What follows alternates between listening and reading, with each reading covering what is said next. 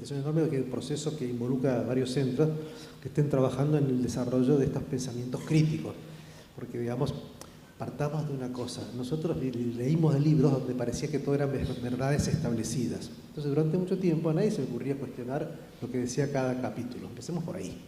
Entonces, la pregunta que a mí se me ocurría mientras escuchaba, fue un deleite escucharlo, especialmente de gente joven en formación. La primera pregunta, porque está muy bien el proceso, la pregunta, pero ¿por qué, cuándo voy a ir a buscar esto? ¿En qué momento? ¿De dónde surge la duda? ¿Dónde surge la duda? ¿De dónde surge? Porque la duda es la que genera después la formulación de la pregunta. Entonces, en realidad, los libros que tienen verdades establecidas generalmente no andamos cuestionando si el diurético es útil o no es útil en tal condición. Surgen las dudas. Entonces, yo voy a dar primero el modelo para la duda. El primer modelo de la duda fue la experiencia del COVID. La experiencia del COVID estábamos todos muy atosigados con la angustia de algo hay que hacer. Algo hay que hacer. Entonces, el móvil que teníamos era algo que hacer. Por lo tanto, éramos una combustible fácil para cualquier tontería. Digo tontería porque en realidad en ese momento entonces aparece la duda. La duda aparece en tres condiciones. Una, hay urgencia de resolver y no sabemos cómo. Entonces, aparece en la propuesta de hagámosles buches con sal. Había buches con sal, otros buches con alcohol, para tratar de mejorar. Había muchas cosas. Entonces aparece la duda porque nosotros no tenemos nada cómo resolver la nueva situación. Por lo tanto, hay muchas propuestas. Entonces la pregunta, ¿yo puedo utilizar cualquier cosa con el pretexto que algo hay que hacer? Y he dejado un capítulo aparte todo lo que sí había que hacer sin saber cómo tratar al bicho. ¿Sí? Entonces la pregunta es, segundo, ¿cuál es la exigencia mínima para saber si yo puedo utilizarle la ivermectina, todo el conjunto de cosas que utilizaron? Entonces ahí aparece una primera duda. No sé qué hacer y hay propuestas que son inciertas. Entonces en el primer momento establecer la búsqueda con un método para saber si lo que estoy leyendo es como si hubiese un instituto de bromatología de la lectura. ¿Qué es instituto? Ese instituto bromatológico nos dice que lo que vamos a leer es confiable. ¿Por qué? Porque nos damos cuenta que leer sin un filtro, tenemos que volvernos todos bromatólogos, aprender a leer críticamente para saber si lo que nos están proponiendo tiene fundamento, es una pavada. Entonces la primera punto era, había muchas cosas y no habían trabajos. Salieron muchos trabajos y fue una experiencia espectacular. Si usted se pone a revisar, todos aquellos trabajos que estaban llenos de porquerías de sesgo. Porquerías de sesgo, es decir, trabajos que estaban deliberadamente construidos para llegar a una conclusión de que era algo útil. Y ahí aparece el espíritu crítico para filtrar que lo que te están ofreciendo no tiene consistencia. Entonces, el primer punto es, no sé qué hacer y hay muchas cosas que me están ofreciendo. Digo porque no vamos a andar todos los días para saber cosas que son verdades medianamente establecidas. El segundo punto aparece, porque estuve mirando los tres que aparecieron muy buenas elecciones. ¿Por qué? El segundo punto aparece cuando hay algo para hacer, dicen que puede ser útil, no es se extrapoló el corticoide que se utilizaron a tantas cosas, será bueno porque hay... Entonces la primera parte son las hipótesis, las conjeturas. Probablemente si ponemos el corticoide va a trabajar sobre los fenómenos inflamatorios, entonces yo no sé si va a ser beneficioso porque va a dejar menos secuelas o porque el cerebro no se va a hinchar tanto, no sé. La conjetura lleva a la segunda parte, que no es la aplicación. Cualquier aplicación que se haga de una conjetura tiene que estar basada porque pertenece a una investigación. Si no es hacer barbaridades. Me empiezo a dar cosas a cualquiera porque me parece. Entonces hay un estudio que se estudia. Entonces la segunda punta es que aparece algo que se dice que puede ser beneficioso. Porque una de esas, al principio, la literatura, la mitad está para acá y la otra mitad está para allá. Son controversias. Pero aprender a leerlo, como lo están enseñando, me fascinó lo que escuché recién, todo esto. Corticoide. Hablaron también de la utilización de enoxaparina. Ahí aparece otra cosa. Aparecen dudas. Dice, ¿por qué lo vamos a dar 2 veces por día? ¿Será útil? Alguien lo conjeturó, alguien lo escuchó. Se escuchó por ahí que posiblemente una sola de esas. Entonces aparece el proceso de investigación. ¿Será cierto? Entonces aparece el proceso de ¿cuándo vamos a hacer estas lecturas críticas? El tercer caso fue el del silostazol. Entonces, no aparece la duda de que si aparece, y ustedes pusieron muy bien en el marco especial del encuadre, que después lo aclara él, cuando dicen, no es que el silostazol una de esas no sirve al paciente que tiene insuficiencia muscular periférica habitual. Dicen, un paciente que ya claudicó y se amputó una pierna, tratando de ver si la otra se la salva o no, y entonces aparecieron las... Pero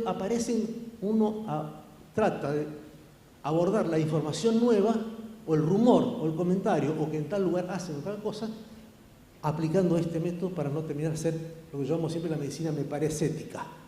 Me parece que podría ser beneficioso. no es un sustento suficiente para hacer las cosas. Me pareció que al incorporarse a este sistema de poder leer críticamente y filtrar lo que nos... Digo esto porque en el COVID fue dramático.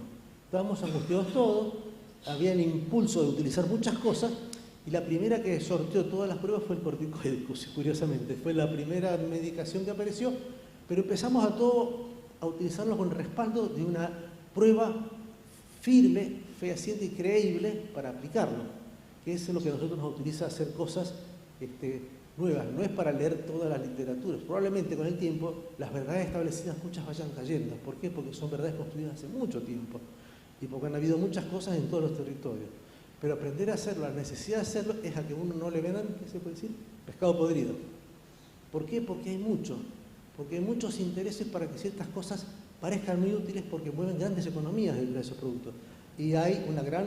Después el segundo punto muy interesante de esto, que esto se llama, yo la llamo así, se usa así, medicina basada en evidencia en la vida real. La vida real es el paciente que yo tengo que resolver, ¿sí? Donde tengo que ver qué necesita, y en un contexto que el libro o el trabajo no dice, porque los protocolos son pacientes limpitos, pero a nuestros pacientes les pasan muchas cosas al mismo tiempo. Y lo que parece conveniente para una enfermedad no es conveniente a lo mejor para las comorbilidades.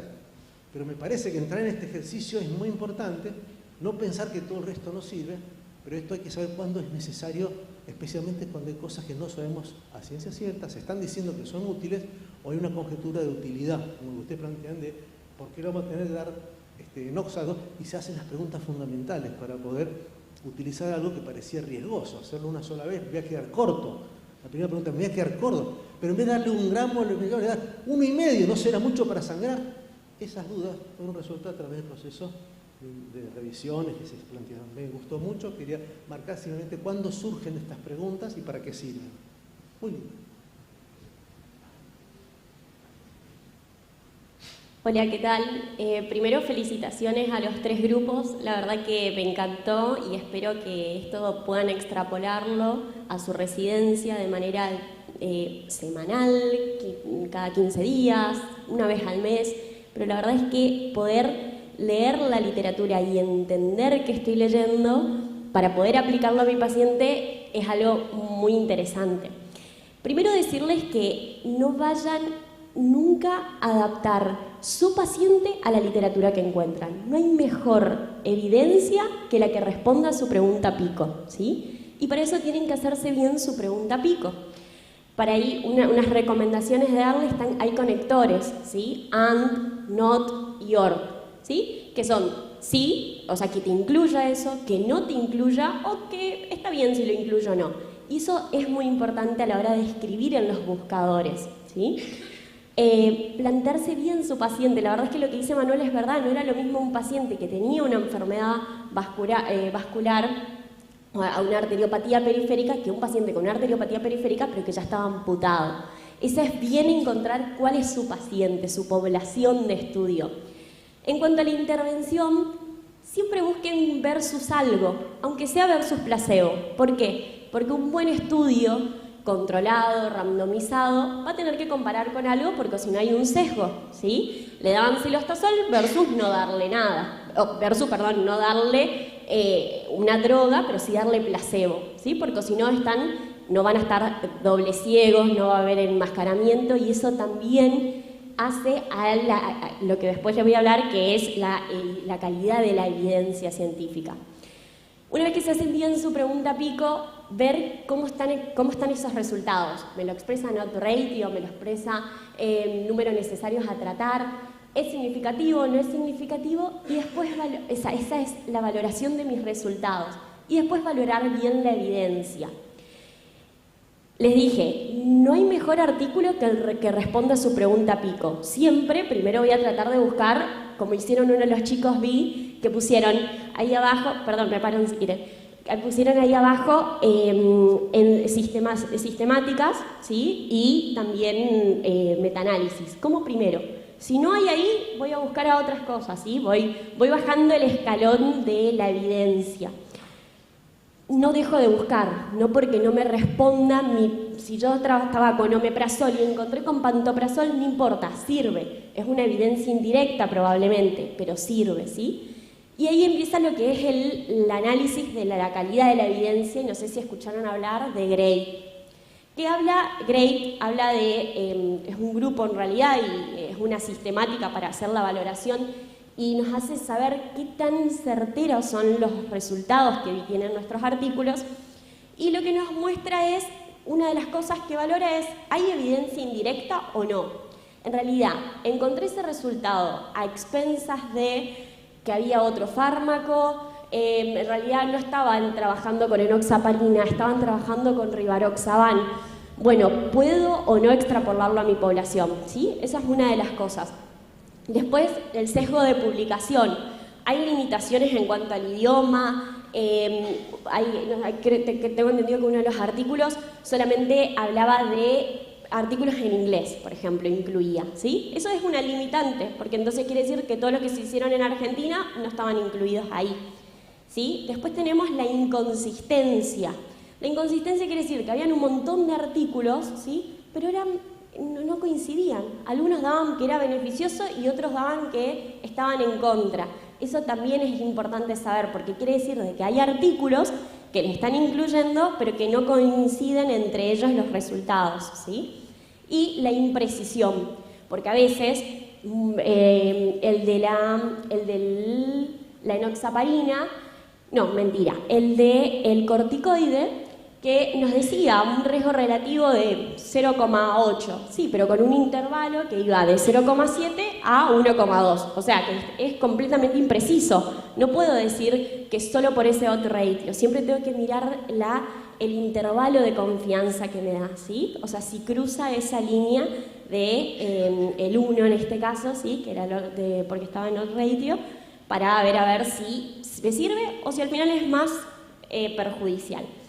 Y me estoy olvidando uno de... ¿cómo?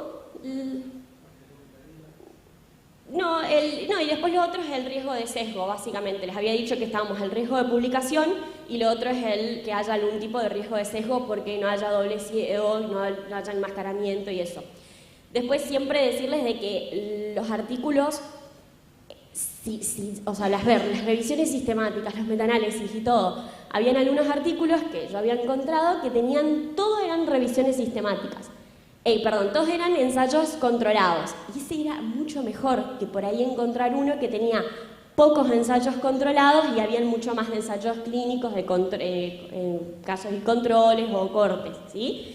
Porque esos estudios, la verdad es que de por sí ya tienen un bajo nivel de evidencia, que después, como es un impacto tan bueno, yo le puedo dar una recomendación un poco más fuerte, ahí cambia, ¿sí? Pero ellos ya parten de un nivel más bajo de evidencia que un ensayo clínico controlado, aleatorizado y bien hecho, ¿sí?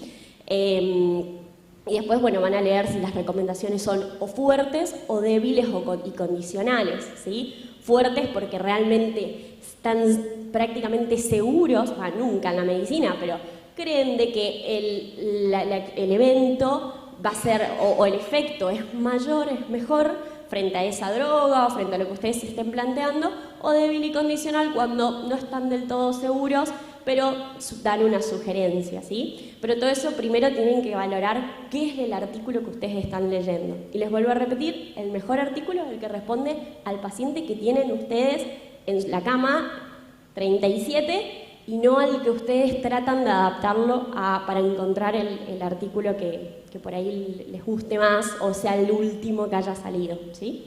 Nada de eso más.